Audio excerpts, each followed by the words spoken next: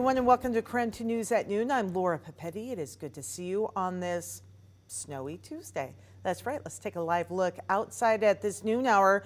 We are just beginning the lunch hour with this. A little bit of snowfall just about everywhere you look this afternoon.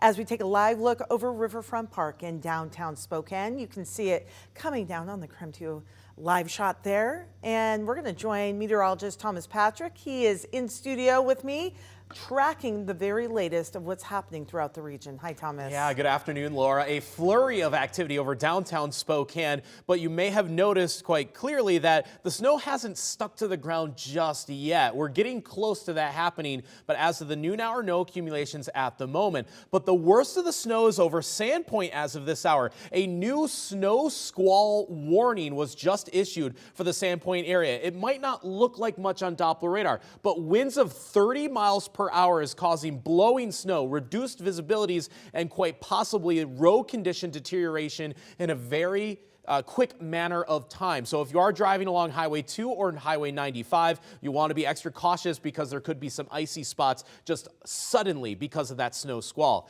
The heaviest snow is over downtown Spokane and towards Spokane Valley. It's snowing pretty hard here at our South Hill studios as well, but as mentioned, no accumulations just yet. And the reason for that is that our temperatures aren't quite down to the freezing mark. We're at 33 in Spokane, 34 in Coeur d'Alene, but at 28 in Sandpoint, the snow is going to start to stick there. So there are winter weather advisories in effect until 10 o'clock tonight for all of eastern Washington and North Idaho. About 1 to 4 inches of snow, generally speaking, but the mountain passes are going to see a lot more, and thus winter storm warnings in effect all the way until Wednesday morning for those locations. All right, my friend, thank you. Busy day for Thomas and the crew. Of course, many folks are used to this type of weather here in the inland Northwest, but it's always important to be prepared with fresh snow and the cold on the way, especially after we've had a bit of a break. So here's a few reminders this afternoon.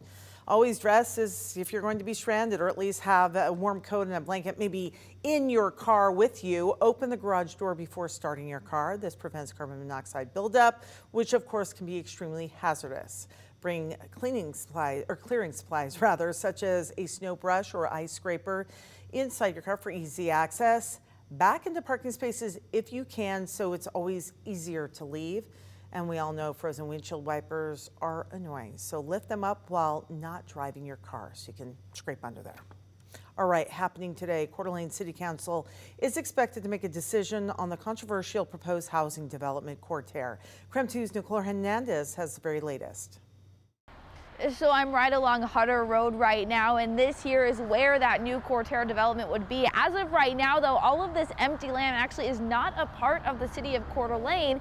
So if City Council tonight decides to vote to annex this land into the city of Coeur d'Alene, then that's when developments for the Coeur community could get started.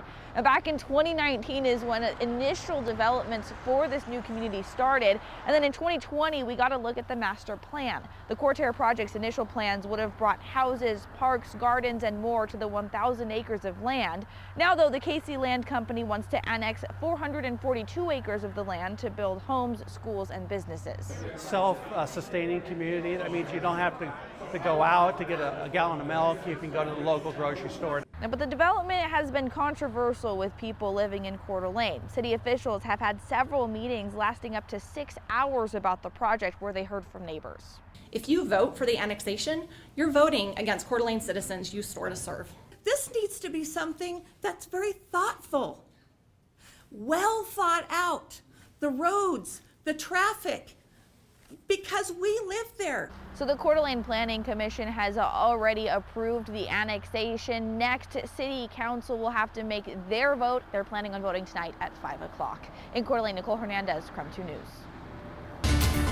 We have an update this afternoon on the WSU student found dead in his dorm room last month. The Whitman County Medical Examiner's Office ruled 19-year-old Luke Tyler's death a suicide.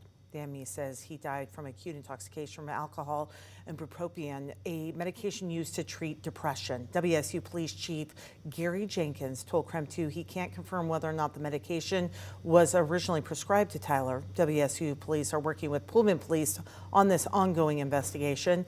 The 19-year-old's family released a statement saying, quote, "We are continuing to work with the authorities to determine how a short 4 months during his first semester at WSU Luke went from a positive, compassionate, and kind young man to having a depression so deep that it caused him to take his own life.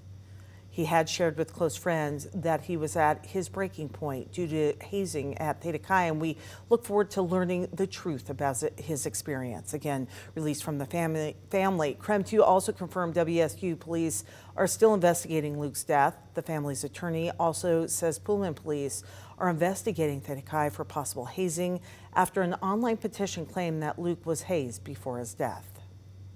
And if you or someone you know is struggling with suicidal thoughts or need some help, intervention, please call 988, the National Suicide and Crisis Lifeline. Again, 988, if you're having those thoughts or know anyone that is having them as well.